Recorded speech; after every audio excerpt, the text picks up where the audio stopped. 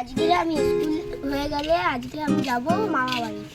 তোর কি মজা বল, মামার বাড়ি গিয়ে কতই না আনন্দ করবে। আমি কি করে যাব বলতো, মা তো আমাকে নিয়েই যাবে না। কেন? কেন আবার? মায়ের সঙ্গে মামাদের খুব ঝগড়া। তোকে যেই কথাটা বললাম তুই যেন কারোকে বলবি না, মা আমাকে বলতে বারণ করেছে। ওরা তো ঝগড়া কেন করে রে? ঠিক বলেছি, বড়রা খুব ঝগড়া করে। আমার মা বাবারা ঝগড়া করে তখন আমার খুব ভয় লাগে। আমাকে তো পাড়ার বন্ধুদের সাথে খেলতেও দেয় না। তখন আমরাও কি ঝগড়া করবো?